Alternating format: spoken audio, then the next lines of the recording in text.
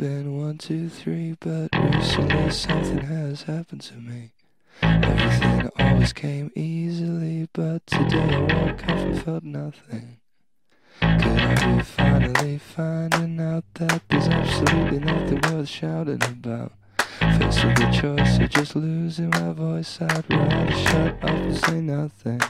On the outside, we have to stick together. On the downside, you just get in the way. I see gray. So what is it that we're seeing in our society today? Are these bath salts kids are using? That's what they're called. They're a new designer drug. They're made up of a synthetic canthanone. They can have NDPV in them, ephedrone, and they can have additives such as lidocaine and caffeine. The problem with these drugs is that we don't know what's in them because they're constantly changing. They're obviously not regulated because they're illegal drugs. And the manufacturers are constantly changing ingredients to skirt the new state and federal legislation that outlaws them. They are sold as granules, powders, tablets, capsules, and they're sold under names such as like Blue Night, White Sky, Vanilla Powder, that sort of thing. And they're sold in really attractive packaging. They can be snorted, they can be smoked, or they can be shot up intravenously. What are the typical effects from these? What are they doing to people? Well, physically initially they cause a really intense high. They can elevate your mood, they can make you feel happy, you lose your inhibitions. It's a high that you would get if you took a drug like PCP or ecstasy. But once those wear off, you start going through depression, you can have suicidal ideation.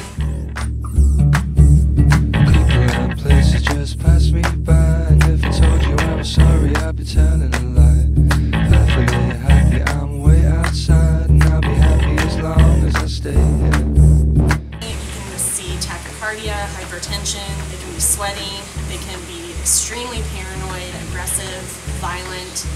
They have what people refer to as superhuman strength, meaning if you try and subdue them, then they can really injure the people trying to help them, like hospital workers, police officers, friends, that sort of thing. So these are dangerous drugs. These are very dangerous drugs, and one of the biggest dangers about them is that people don't understand how dangerous they are because they're being sold as legal drugs in gas stations and convenience stores, so young children, especially teenagers, are seeing them and thinking that they must be safe if they can buy them in a convenience store. But they're not. They can be very dangerous, they can be extremely addictive, and once you use them, you have to keep using more and more to achieve the same high. Okay. So these are teenagers that are using these drugs? Well, it's not just teenagers. It's anyone from ages 18 to 40, and people are using them because they're easy to get, they're cheap, they produce an intense high, they can't be usually found on urine or blood tests, so you can pass school drug tests, you can pass employer drug tests, that sort of thing. And again, people just don't understand how dangerous they are. So tell me about some of the recent patients you've seen coming into the ED. Well, on these unfortunately, drugs. we've seen quite a few patients coming in on these drugs. I can think of several patients who've come in recently. Most of them are having extremely paranoid thoughts, hallucinations. They're violent and aggressive.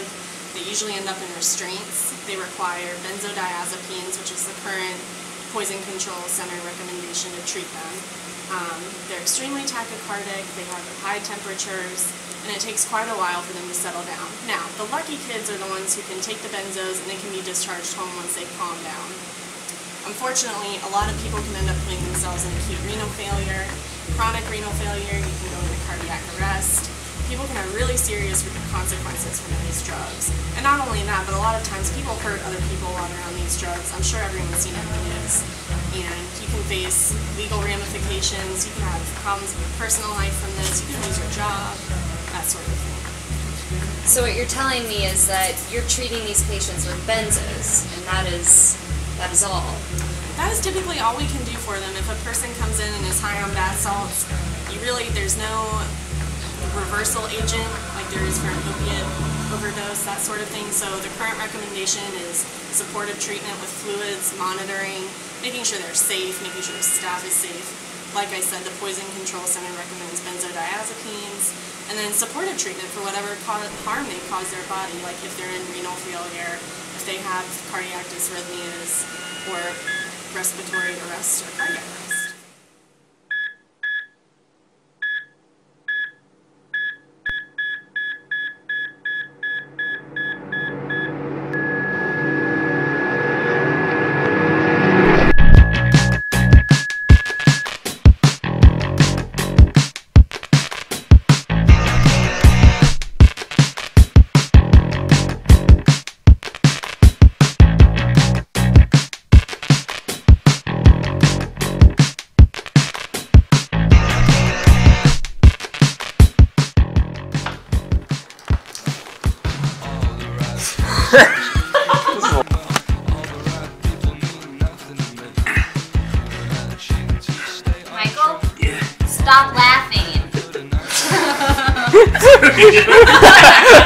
Reshoot it!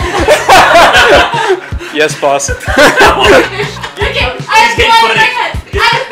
I have blood in my head! Get Kate's bloody face. Get her bloody face. She's in the hamper.